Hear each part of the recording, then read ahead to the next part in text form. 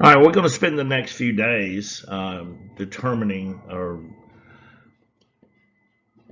working with quadratic functions and relations. And we start off here in this chapter 4-1, which begins on page 219, where we're going to be graphing quadratic functions. And so we've got two quadratic functions here, negative 2x squared plus 8x minus 3.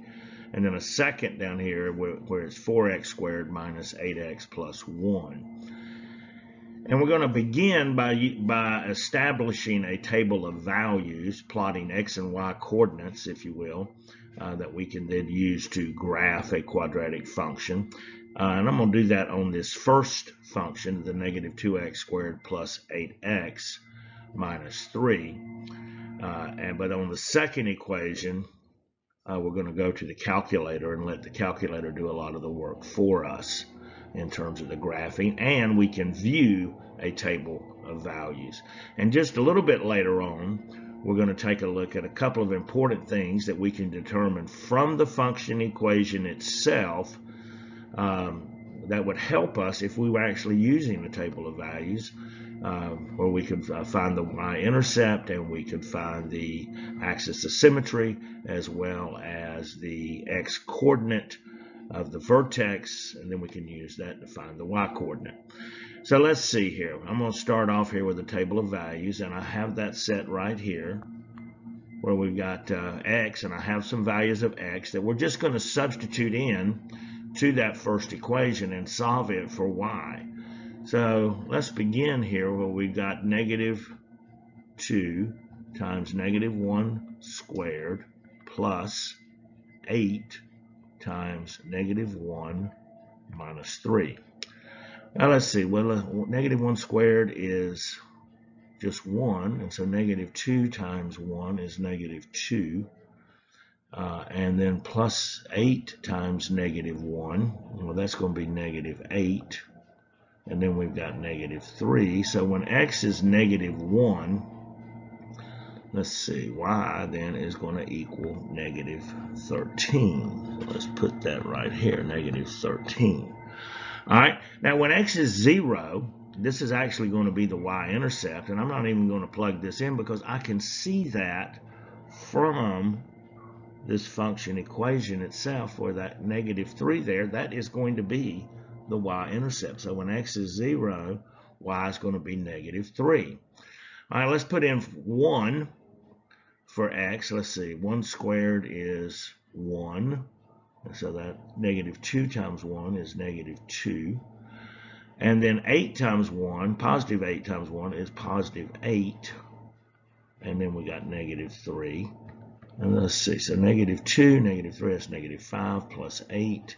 Negative 5 plus 8 is going to give me positive 3. So when x is 1, y is 3. Let's see, what about when x is 2? Well, we got 2 squared, that's 4. And negative 2 times 4 gives us negative 8. And 2 times 8, substituting in for the 8x, that's going to give us positive 16. And then also negative 3. So when x is 2, let's see, 2 squared, yeah, negative 8 plus 16, that's positive 8, minus 3 is going to give us 5. So when x is 2, y is 5. And lastly, when x is 3, well, 3 squared is 9. Negative 2 times 9 is negative 18. Plus 8 times 3, that's 24. And again, minus 3.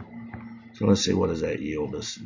Negative 18 plus 24 gives us 6 minus 3 is going to be 3.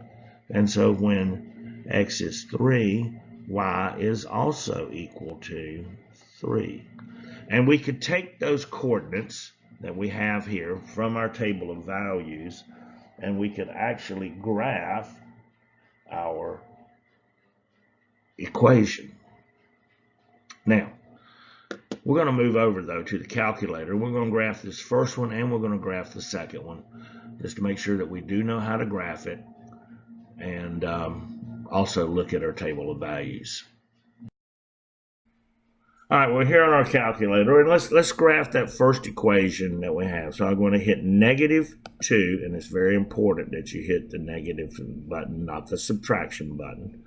-2, x, follow where the red button lights up, squared, plus 8x,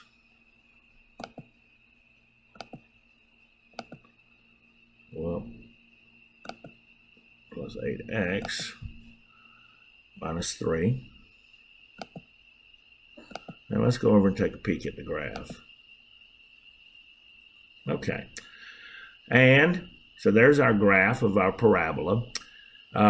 It has been reflected over the x-axis because we got a -2 lead coefficient in that equation. That's something we'll talk a little bit further on, a little bit more about further on here.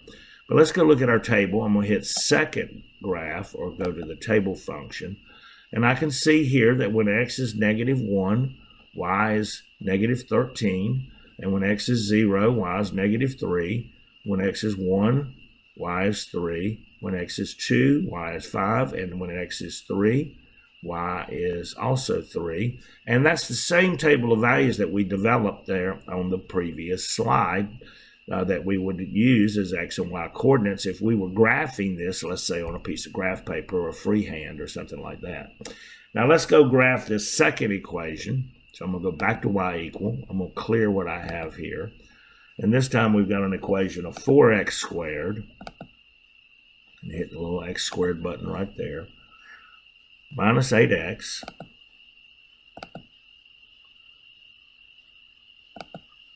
plus 1. Now, a couple of things, or one thing here. I've got a positive lead coefficient. And so my parabola is going to have an arms up characteristic rather than arms down that we saw when we had -2x squared. And I'm also expecting to see a y-intercept there at where y equals 1. And so when x is 0, y is equal to 1. Let's see what we got. All right, well, there we go. We see that our arms are up. Our end behavior is both going, our left end behavior is going to positive infinity. F of x is going to positive infinity. And our right end behavior is also going to positive infinity. And I can see a y-intercept here. When x is 0, y is 1. And here is my vertex, and we'll talk about how to calculate that vertex here in a moment. But let's go look at a table of values and see what we have here now. So when x is 1, y is 13. When x is 0, y is 1. There's my y-intercept. When x is 1, y is -3. When x is 2, y is 1. Let's go back and look at the graph. Okay, when x is 1, y is -3. And when x is 2, y is 0. Go back and take a look at that table again. No, the y is 1. Let me go back. Let's go back to the graph. X is 2. Oh, yeah, y is 1 right here. Back up here. Okay, well, there we go. Graphing a quadratic equation with tables of values and also using the calculator.